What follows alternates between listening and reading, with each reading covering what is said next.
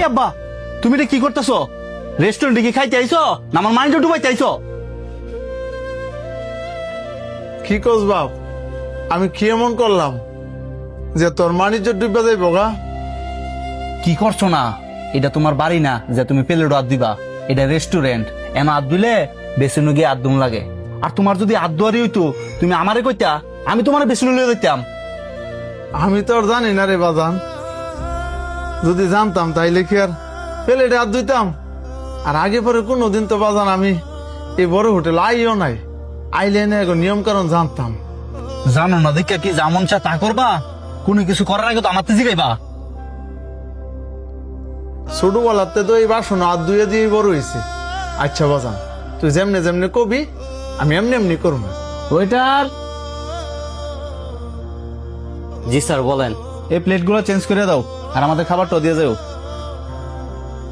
দেখছস আমাদের সমাজের আর কি অবস্থা? পোলা মডার্ন আর বাবা হচ্ছে আদিমকালে। নিশ্চয়ই বাবা শখ করছে রেস্টুরেন্ট নিয়ে এবার লেগে, আর হ্যাঁ আন্দাজ চেষ্টা করতেছে বাবার মডার্ন বানাইবার লেগে।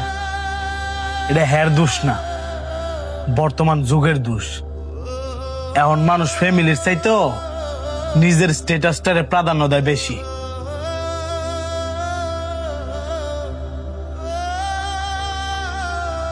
এই যে স্যার আপনাদের চাউমিন। আর কিছু লাগলে আমাকে ডাক দিয়েন। হেই, তুমি এটা কি করতেছো? এতক্ষণ তোমার কি বুঝাইছি? চাউমিন খেলে তো কাটা চামিচ দেখাও লাগে, হাতে খাইতেছো কি লিখিয়া? কি কস আব্বা, এন নুডলস খাইলে সামিজ দেখাউন লাগে? হয় এটা চামিচ দেখাও লাগে, আর এটা নুডলস না, এটা চাউমিন। আর তোমার না কইছি কোনো কিছু করার আগে আমার জিজ্ঞাসা করবা। আচ্ছা বাবা তুই চেতিস না, আমি সামিজ দিয়ে খাইতেছি। আগে দেখো আমি কেমনে কেমনে খাই, পরে তুমি এমনি এমনি খাইও।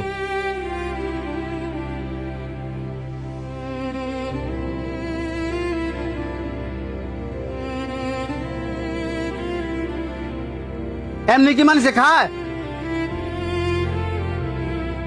তোমার রেস্টুরেন্ট লইয়ে কি আমি ভাব করছি? ফাতুম তো তোমার যা যা কইতাছি তুমি সব উল্টা কাজ করতেছ। বাবা তুই চেত্তা সৎকে রে, আমি তো তোরে প্রথমেই কইছি আমি কোনোদিন এমন বড় হোটেল আই নাই। আর আইসি না দেখেই তো তোরে কইলাম লইতি। তোমারে লইয়ে এম ভাব করছি। আসলে আপনার আব্বাই ভাব করছে আপনার মতো একটা সন্তান জন্ম দিয়া। কি কইতেছেন এইসব উল্টা পাল্টা কথা? উল্টা পাল্টা কথা আমি কইতাছি না, উল্টা পাল্টা কথা কইতাছেন আপনি। যে বাবা সুডুবালা হাতে ধরায় খাবার খাওয়া শিয়েছে, যে বাবা সুডুতে বড় করছে, আর আজকে আপনি ওই বাবার এই খাবার খাওয়া শিয়াইতেছেন। আপনার আব্বাই শখ করছে, আপনি রেস্টুরেন্টে খাইতে নিয়ে আইছেন। এমন দেয়া যেতেছে আপনার বাবার শখের চাইতে আপনার মান সম্মানটাই দামি। আপনার মান সম্মানটাই যদি দামি হয় তা আপনার বাবার আপনি রেস্টুরেন্টে খাইতে নিয়েছেন কি লিগা? এই মিয়া, তুমি যখন ছোটবেলা তোমার বাপের কাছে শখ করতা, তোমার বাপে হাজার কষ্ট করে হইলো সেই শখটা মিটানোর চেষ্টা করছে, তখন তো উনি বিরক্ত হয় নাই? আর তুমি সামান্য রেস্টুরেন্টে খাওয়াই তাই না বিরক্ত হয়ে গেছো গা? আমরা কালো কথা হইতেছি, বাপের মর্ম কি হ্যাঁ বুঝে? যদি বুঝতো তাহলে বাপটার লগে কি হ্যাঁ এমন খারাপ আচরণ করতো? শুরুতে যে বাপ বড় করছে, আর আজকে দেখ এই বাপের চেয়ে বড় হয়ে গেছে গায়ের মান সম্মান। এই বেড়া, তোর তো উচিতা ছিল তোর বাপে যেহেতু খাইতে পারে না তুই নিজের হাতে তুলে তুলে খাওয়াই দিতি।